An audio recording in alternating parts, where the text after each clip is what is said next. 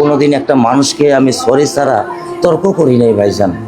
তা আমার এই 8 বছরের মাসুম একটা বাচ্চা, কি অপরাধ? আমি এই কলজাটা ছাড়া আমি থাকবো কেমনি? আমার এই বাচ্চাটা আমি ঘরে ঢোকার আগে ফ্রিজের মধ্যে আমার জন্য শরবত বানায় রাখে। আমার বড় মেয়ে না, আমার ছোট মেয়ে 8 বছরের মেয়ে। বাবা শরবত ছবি এখানে লাগায় রাখছে, বাবা তুমি আমাকে নিয়ে যাবা। আমি বলছি, আল্লাহ বাবা তুমি আল্লাহর কাছে যাও, আমার তো নেওয়ার দিয়ে যাওয়ার ক্ষমতা নাই। আমার মেয়ে আল্লাহর কাছে চলে গেছে, আমার মেয়ে আল্লাহর কাছে চলে গেছে। আমার মাসুম এই বাচ্চাটা কি অপরাধ করছে নির্মম ভাবে আমার বাচ্চাটারে হত্যা করলো? কি আমার ক্ষতি, কি আমার অন্যায়, কি আমার দোষ? আমি একটু জানতে চাই আপনাদের কাছে। আমার যদি কোনো দোষ থাকে, আমার কোনো যদি অন্যায় থাকে, প্রকাশ্যে আপনারা আমার ফাঁসি দিয়ে দেন। আমি এই বাচ্চাটা ছাড়া আমি থাকবো কেমনে? আমি কেমনে আমার এই কলজা টুকরা ছাড়া আমি থাকবো? আমার পক্ষে সম্ভব না। দিনে ও 50 থেকে 100টা কল দেয় আমারে, বাবা তুমি কখন আসবা, বাবা তুমি কখন আসবা, বাবা তুমি কখন আসবা। 8টা বছর আমি আমার বুকের এই ঘরে ঘুম পাড়াইছি। আমি আজকে আমি কার সাথে ঘুম আসবো? আমি কি দিয়ে মনে সান্ত্বনা দিব? আমার অপরাধ কি? আমার মেয়েও ফিরে আসবে না। আপনারা বিচার করতে পারবেন? পারবেন না।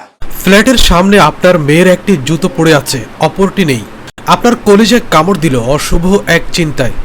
আপনি পাগলের মতো ছুটোছুটি করতে লাগলেন। বিল্ডিংয়ের প্রতিটি ফ্ল্যাটের দরজায় ধাক্কা দিতে লাগলেন মেয়ের খোঁজে। সব ফ্ল্যাটের দরজা খুললেও আপনার ফ্লোরের পাশের ফ্ল্যাটটির দরজা বন্ধ, কেউ খুলছে না। ততক্ষণে সবাই জড়ো হয়ে গিয়েছে। 999 নাম্বারে ফোন দেওয়া হলো।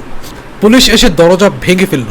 আপনার মেয়ের নিথর দেহ পড়ে আছে সেই ফ্ল্যাটের নোংরা একটি ঘরে, মেঝে লালিমায় ভেসে গিয়েছে। আর বাথরুমের বালতি থেকে পাওয়া গেল আপনার সেই প্রিয় মুখটি, যে মুখটিতে জন্মের পর থেকে আজ অবধি এঁকেছিলেন অজস্র চুমু। চুলে ময়লা হলে যে চুলের যত্ন নিতেন, তেল দিতেন শখ করে, ঝুটি কিংবা বেনি করে দিতেন, সে চুল খামছেদ ধরেই খুনি এখানে এনে রেখে দিয়েছে।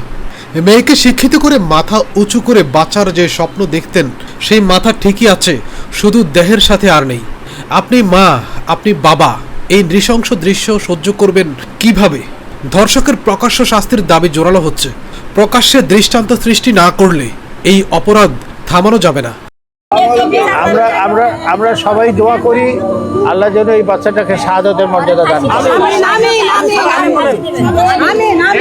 সবাই আমরা আল্লাহ এই বাচ্চাটাকে যেন শহীদের মর্যাদা দান করে, সবাই আমিন বলি আমরা।